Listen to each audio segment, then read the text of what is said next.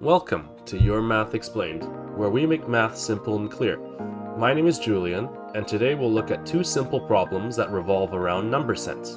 The first problem is for grade 9-10 students, and the second problem is for grade 11 and 12 students. In both problems, we utilize prime factorization to help us find the solution. Pause the video now if you haven't had a chance to read it. Otherwise, let's jump in. In this problem, we have 4 tomato plants, and we were given some information about how the tomato plants are related.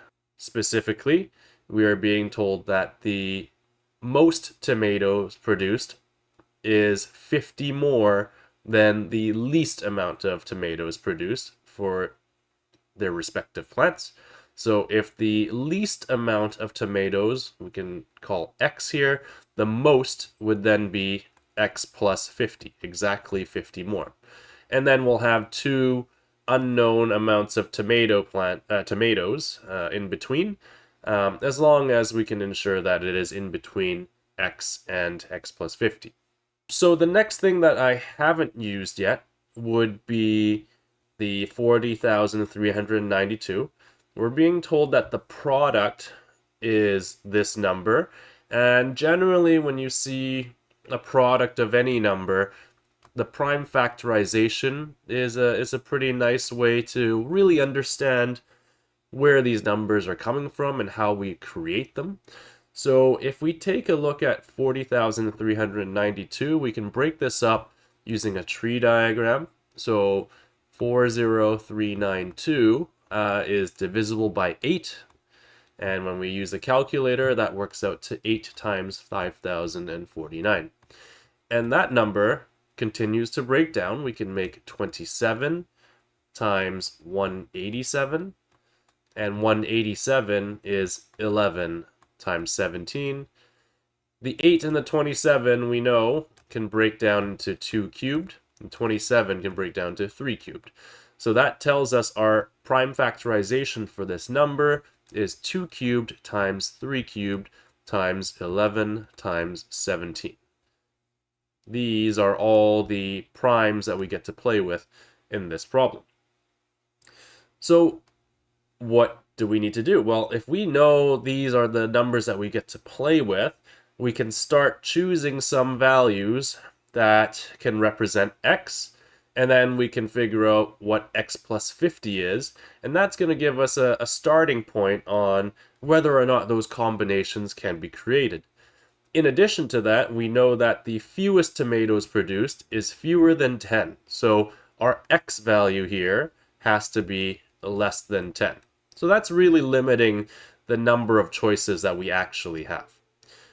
I'm going to set up a table here just to keep our thoughts organized. So we'll have x. The next thing that I would want to check afterwards is x plus 50. And so we can start inputting some numbers. We'll start with the x values first. Looking at the available list of primes that we've got there, we can certainly go with an x value of 2. We could go with an x value of 3. If we used 2 of the 2's, then we would have an x value of 4. 2 times 3 would be 6. And then, of course, 3 times 3, or 3 squared, would be 9. So these are the available x's, and that actually secures what x plus 50 would have to be. It's 50 more. So that would be 52, 53, 54, 56, and 59. What we should notice next is we definitely had a way to create the x values because we plucked them from the prime factorization, but are we able to make that x plus 50? That's the next question. So I'm going to add a new column here that says, is x plus 50 achievable? And when I say achievable, I'm referring to the list of prime numbers that we have access to. So 52, well, let's think about how to make that. 52 is equal to 4 times 13, which is 2 squared times 13. Unfortunately, there is no 13 for us to access within the prime factorization, so we know that this is not achievable. that means we don't even have to consider this case. We can continue on. 53, well, 53 is actually a prime number, so that means we have no way of achieving that. 54, that is equal to 9 times 6, so that's the same as 2 times 3 cubed, or 27 times 2. We do have 1 2 left over because we used 2 2s for the 4, and then we haven't used the 3, so this is possible. We'll keep this in mind for now. 6 and 56. Well, 56 is the same as 2 cubed times 7, or 8 times 7. This is not achievable because we used one of the 2's to create the 6 already. So, no here. And then 59 is prime. So, another no. Which tells us within this table, the only thing possible is if we deal with this 54 case. So what would that look like? Well, what we know is the lowest number is 4, the highest number is 54, and maybe I'll write down its prime factorizations for each number. 4 was 2 squared, and then the 54 we said was 2 times 3 cubed. So we observe that we've used all the 2's, we've used all the 3's. The only 2 numbers that we haven't used are 11 and 17. So 11 and 17 must go in between here. This is one possible combination. But wait, there's more. What we sometimes forget is that 1 is also a factor of 40,392. 1, in fact, is a factor of anything. So we actually have one additional case that we should be checking. So when we try 1, well, that means x plus 50 is going to be 51. And when x plus 50 is 51, we think about its prime factorization, that actually works out to 3 times 17, which we have in our prime factorization. So that actually creates a few more possibilities for us.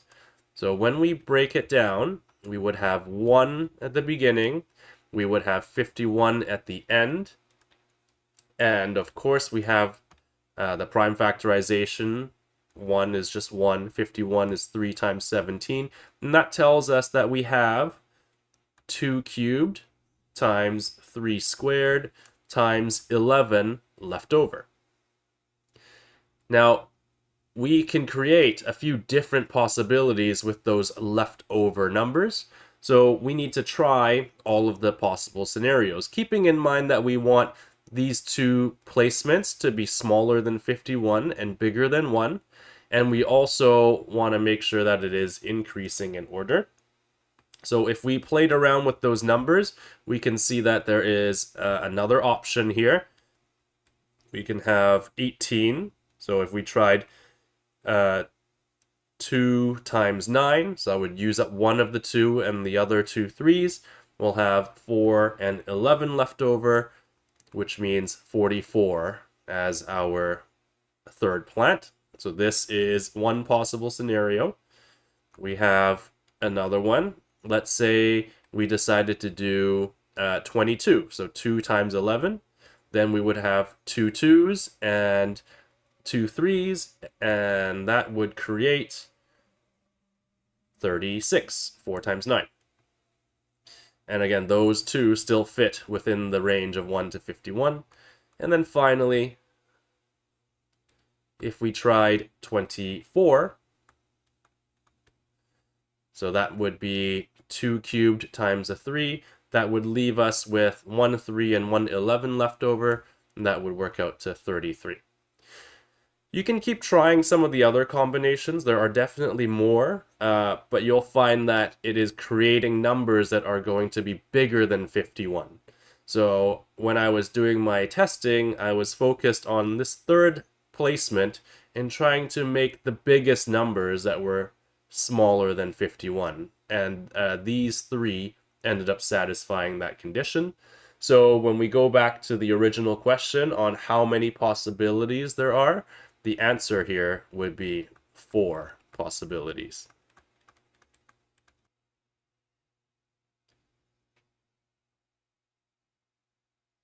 In our grade 11 and 12 problem, it is also a tomato question, except they've framed the problem a little bit differently.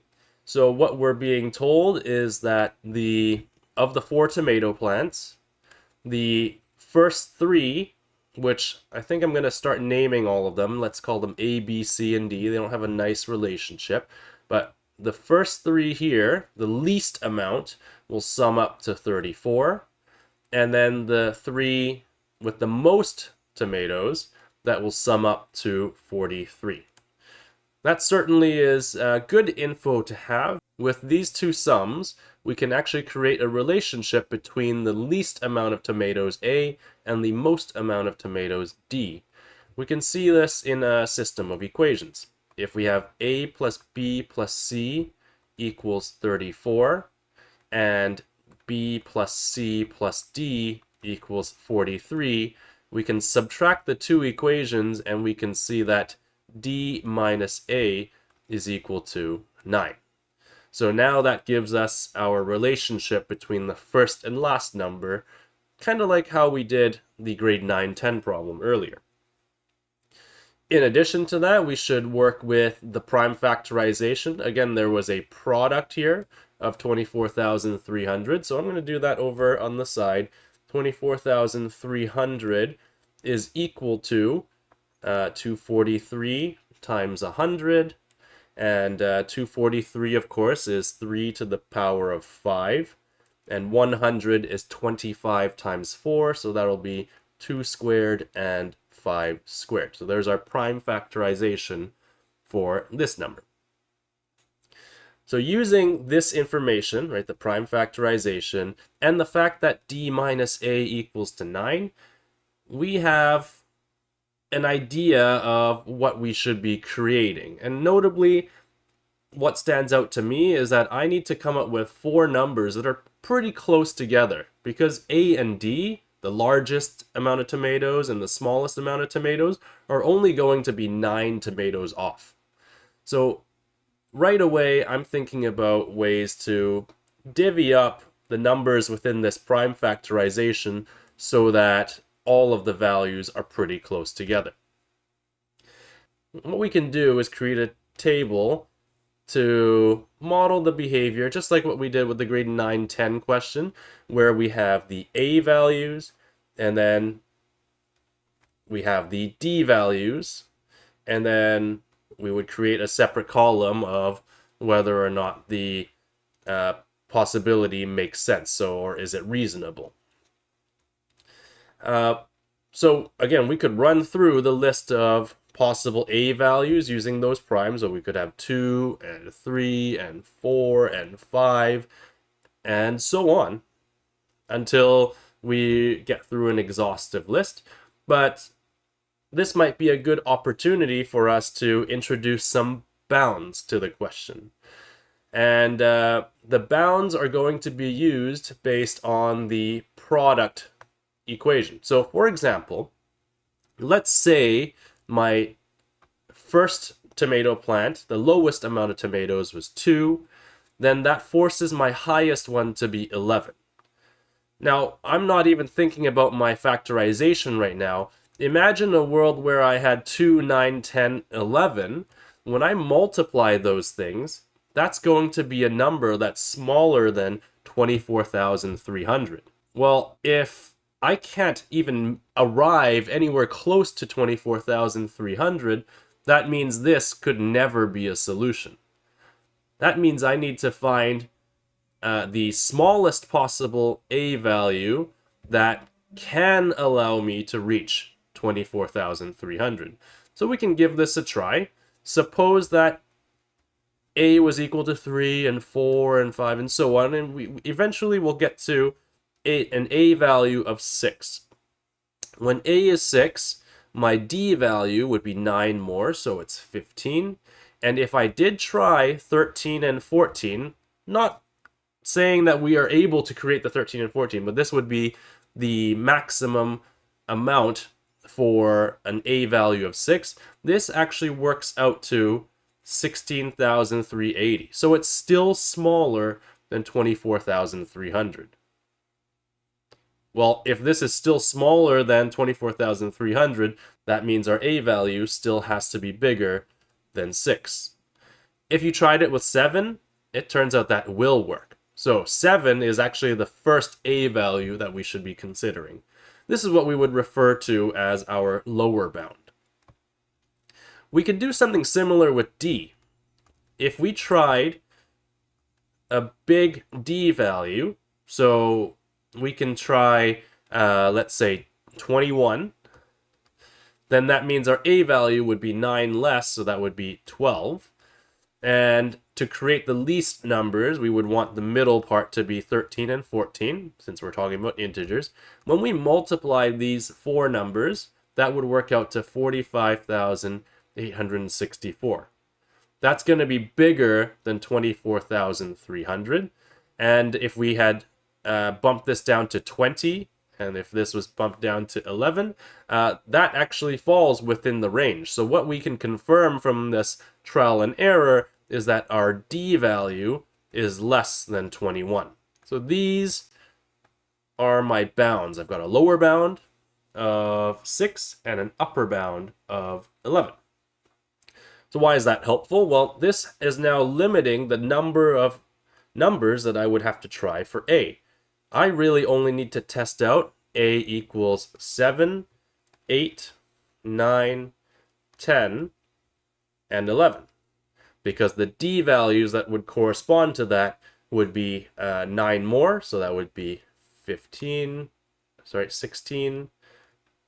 17, 18, 19, and 20. So now we can ask ourselves to see if these numbers are reasonable to access based on our prime factorization. So 7, well, we can't even make 7 from the prime factorization, so no. 8, we cannot make 8 from our prime factorization, so no. 9 is possible. We'll have to check that a little bit more. 10 is possible. 11 is not possible. Okay, so if we are down to 2 cases, we just gotta work out the numbers. And in the scenario where A is equal to 10, I see that my D value is 19, which is a prime number. That's not accessible through my prime factorization up top. So that's also going to be a no. That leads me to believe that this is the only A and D value that'll lead me to solutions, but I'd have to check the primes. So let's take a look at the numbers that we use. 9 would be equal to 3 squared. 18 would be equal to 2 times 9, so that would be 2 times 3 squared. And so what do we have left over? We would have a leftover of 1, 3, 1, 2, and 2 5s. And we need to ensure that we have 2 numbers that are in between 9 and 18. So that we'll draw down here. We've got 9 as our first number, 18 as our last number. To create 2 numbers that are in between 9 and 18, the only way to do that is to do 2 times 5 and 3 times 5. That tells us 10 and 15 are the 2 numbers that go in between. This is the only result for the number of tomatoes on these tomato plants to fit the context of the problem. So 1 possibility. That wraps up this week's problems. Check out the problems I've posted for next week's video. Try them on your own first and see how you'd approach them. And as always, if you found this helpful, don't forget to give this video a like and subscribe so you don't miss the next one. That's it for this video. If you found it helpful, remember to hit that like and subscribe. And if there's a topic you'd like us to cover, make sure to drop it in the comments.